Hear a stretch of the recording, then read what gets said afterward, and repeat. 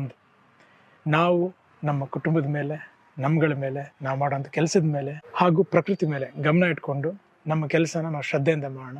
ಈ ವರ್ಷ ನಿಮಗೆ, ನನಗೆ, ನಮ್ಮೆಲ್ರಿಗೂ ಒಳ್ಳೇದು ಮಾಡಲಿ ಅಂತ ಆ ಭಗವಂತನಲ್ಲಿ ಕೇಳ್ಕೊತೀನಿ.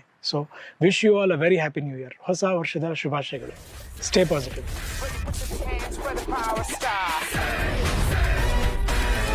ಕನ್ನಡ ಮೂವಿನ ಜನ ಬಂದು ಥಿಯೇಟರ್ ನೋಡಿದ್ರೆ ನಮ್ಮೆಲ್ಲರಿಗೂ ಖುಷಿ ಆಗುತ್ತೆ. ಗೊತ್ತಿಲ್ಲ ಫಿಲಮಲ್ಲಿ ಬರೀ ಕದಿಯೋದು ಇನ್ನೂ ಕದಿಯೋದೇ ತೋರಿಸಿದ್ರೆ ಇನ್ನೂ ಫಿಲಮ್. ಸೊ ಫಿಲಮಲ್ಲಿ ಫಸ್ಟ್ ಹಾಫ್ ತುಂಬ ಚೆನ್ನಾಗಿತ್ತು. ಈ ಫಿಲಮ್ ಒಂದು 3-4 ವರ್ಷದಿಂದ ತೆಗ್ದಿರೋ ಮೂವಿ ಅಂತಲೇ ಹೇಳ್ಬೋದು.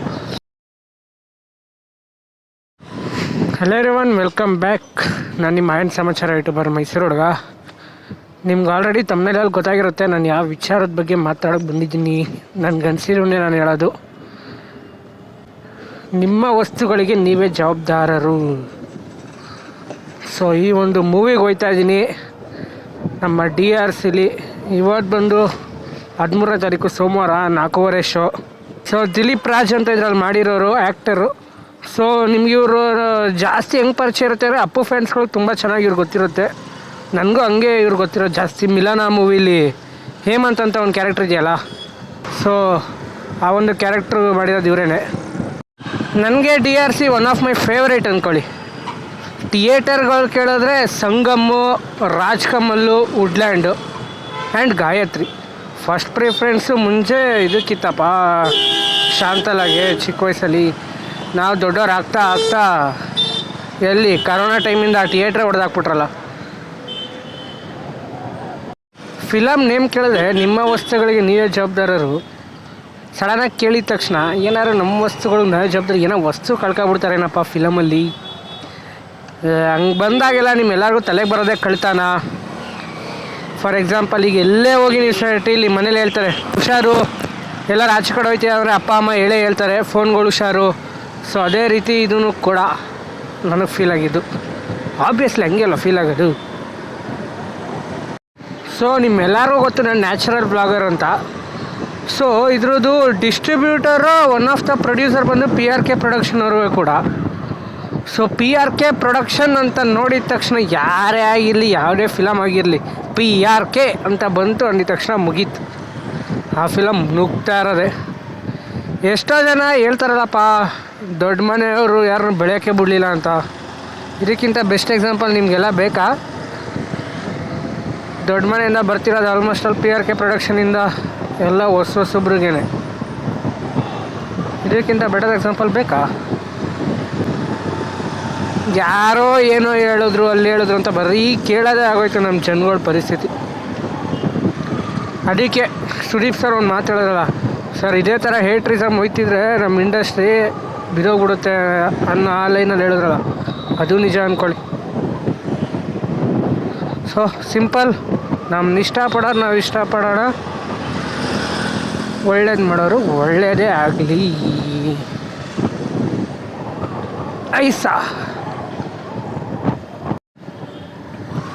ಬಂದು DRC ಹತ್ರ ನನ್ನ ಫ್ರೆಂಡ್ ಎಲ್ಲಿ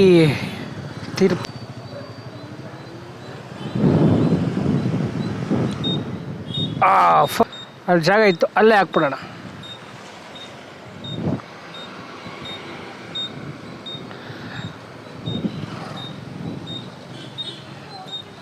ಓ ಬಾಸ್, ನಿಮ್ಮ ಕಡೆ ಎದುರುಗಡೆನೆ ಗಾಡಿ ಏನು ಹಿಂಗೆ?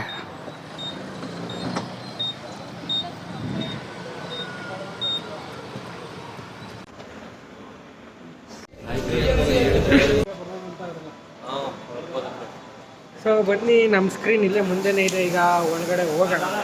ಮುಗ್ದೈತೆ, ಏನಾದ್ರು ಓದಬೇಕು, ಕದಿಬೇಕು ಅನ್ನಿಸ್ತೈತೆ ಫಿಲಮ್ ನೋಡ್ಬೋದು. ನಿನ್ನೆ ಗೊತ್ತಿಲ್ಲ ಫಿಲಮಲ್ಲಿ ಬರೀ ಕದಿಯೋದು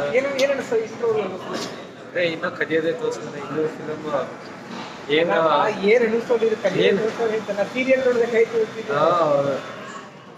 ಎಲ್ಲ ಮುಖಗಳು ನೋಡಿ ಹೊಸ ಮುಖಗಳು, ಒಳ್ಳೆ entertainment movie.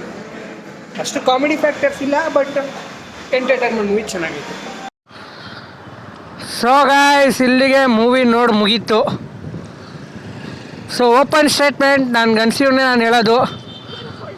So ಫಿಲಮಲ್ಲಿ first half ತುಂಬ ಚೆನ್ನಾಗಿತ್ತು, ಸೆಕೆಂಡ್ ಹಾಫ್ ಸ್ವಲ್ಪ ಕಷ್ಟ ಆಯಿತು. ಬಟ್ ಸಾಂಗ್ಸು ಅವೆಲ್ಲ ತುಂಬ ಡೀಸೆಂಟಾಗಿ ಚೆನ್ನಾಗಿದೆ. ಆ್ಯಂಡ್ ನನಗೆ ಒಂದು ಸಾಂಗು ಸ್ವಲ್ಪ ಇಷ್ಟ ಆಗಿದ್ದು ಅಂದರೆ ಐ ಆಮ್ ಮಿಡಲ್ ಕ್ಲಾಸ್ ಅಂತ ಒಂದು ಸಾಂಗ್ ಇದೆ, ಹೀರೋಯಿನ್ ರಿಲೇಟೆಡು. ಸೊ ಅದೊಂದೇ ಸಾಂಗ್ ನನಗಿಷ್ಟ ಆಗಿದ್ದು. ಸೊ ಫಸ್ಟ್ ಹಾಫ್ ಮಾತ್ರ ತುಂಬ ಚೆನ್ನಾಗಿದೆ ಅಂದ್ಕೊಳ್ಳಿ. ಆ ಫಸ್ಟ್ ಹಾಫ್ನ ಸೆಕೆಂಡ್ ಹಾಫಲ್ಲಿ ತಂದೆ ತರ್ತಾರೆ ಅಂತ ಎಲ್ಲರೂ ಅಂದ್ಕೋತೀವಿ, ಬಟ್ ತರೋದೇ ಇಲ್ಲ. ಅದೇ ಬೇಜಾರಾಗೋದು, ಡಿಸಪಾಯಿಂಟ್ಮೆಂಟ್.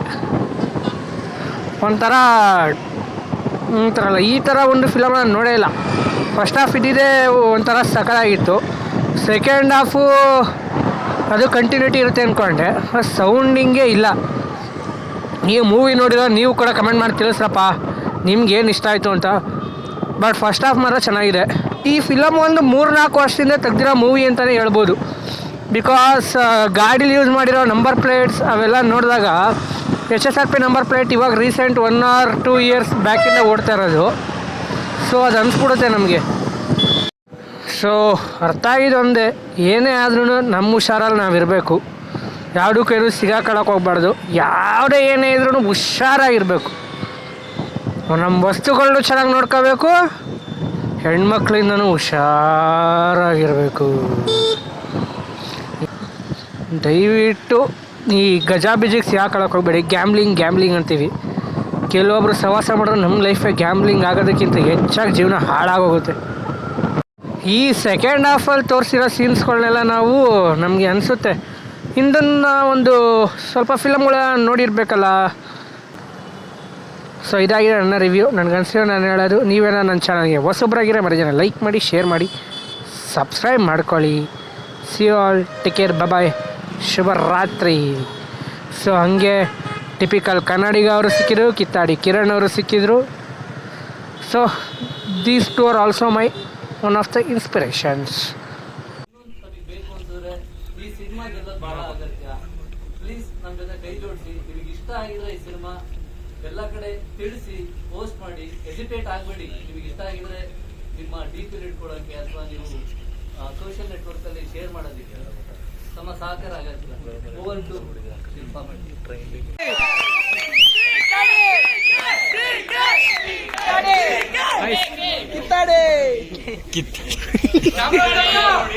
ಮಧು ಅವ್ರನ್ನ ನಾನು ತುಂಬಾ ವರ್ಷಗಳಿಂದ ನೋಡ್ತಾ ಇದ್ದೀನಿ. ತುಂಬಾ ಎಫರ್ಟ್ ಹಾಕಿದ್ದಾರೆ, ಇಡೀ ಟೀಮ್ ತುಂಬಾ ಎಫರ್ಟ್ ಹಾಕಿದ್ದಾರೆ. So at the end of the day ಯಾರು ಮೂವಿ ಮಾಡಿದ್ರು ಅನ್ನೋದಕ್ಕಿಂತ ಒಂದು ಕನ್ನಡ ಮೂವಿನ ಜನ ಬಂದು ಥಿಯೇಟರ್ ಅಲ್ಲಿ ನೋಡಿದ್ರೆ ನಮ್ಮೆಲ್ಲರಿಗೂ ಖುಷಿ ಆಗುತ್ತೆ. ಸೊ ನಿಮ್ಮೆಲ್ಲರಿಗೂ ಥ್ಯಾಂಕ್ ಯು. ಟೀಮ್ ಅವ್ರಿಗೂ ಥ್ಯಾಂಕ್ ಯು ಸೋ ಮಚ್.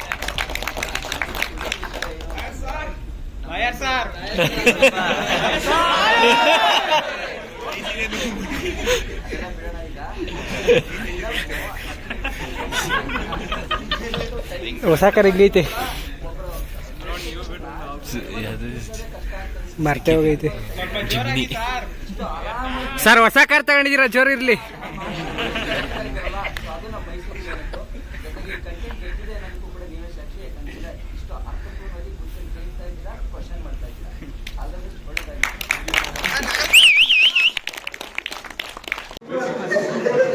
ಈಗ 1K ಸಬ್ಸ್ಕ್ರೈಬ್ ಆಗಿದೆ ಸರ್. ನಂದು ಮೋಟೋ ಬ್ಲಾಗ್ ಶುರು ಮಾಡಿದ್ದೀನಿ. ನೀವು ಕೂಡ ಇನ್ಸ್ಪಿರೇಷನ್ ಅಂತ ನಿಮಗೆ ತುಂಬ ಚೆನ್ನಾಗಿ ಏನಾದ್ರು ಹೇಳಿ sir channel. So movie reviews, promotional videos ಎಲ್ಲ ಶುರು ಆಯಿತು.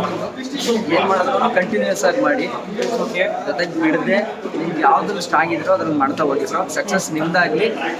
1000 ಸಬ್ಸ್ಕ್ರೈಬರ್ ಆಗಿದೆ, ಬೇಗ 1 ಲಕ್ಷ ಆಗಿದೆ. Thank you sir. ಹಾಗೆ have a safe friend sir. ಹೊಸ ಕಾರ್ ತಗೊಂಡಿದ್ದೀರಾ? Yes sir. ಆ್ಯಕ್ಚುಲಿ ತುಂಬ ಬೇಜಾರ್ಪಟ್ಟೆ. ನಮ್ಮ ಮೈಸೂರಲ್ಲಿ ತಗೊಂಡಿದ್ದೀನಿ, ಒಟ್ಟಲ್ಲಿ ಕರ್ನಾಟಕದಲ್ಲಿ ತಗೊಂಡಿದ್ದೀವಿ. ಆ್ಯಕ್ಚುಲಿ ಬರಲ್ಲ ಕ್ರಿಕೆಟ್ ಮ್ಯಾಚ್ ಲೀಗ್ ಹೋಗ್ತೀವಿ. ಒಳ್ಳೆದಾಗಿಲ್ಲ. 1K ಕಂಪ್ಲೀಟ್ ಆಗಿದೆ.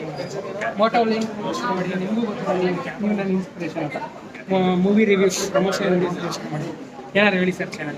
ಏನು ಸಮಾಚಾರ? ಸಬ್ಸ್ಕ್ರೈಬ್ ಮಾಡ್ಕೊಡಿ. ಏನು ಸಮಾಚಾರ ಆಗಿದೆ ಎಲ್ಲ ಒಳ್ಳೇದಾಗಲಿ. ಹ್ಯಾಪಿ ಸಂಕ್ರಾಂತಿ. ಯಾವತ್ತಾಗ್ತೀರಾ ವಿಡಿಯೋ? ಇವತ್ತು ನಾಳೆ ಸಂಕ್ರಾಂತಿಗೆ ಆಗ್ತೀರಾ? ಸಂಕ್ರಾಂತಿ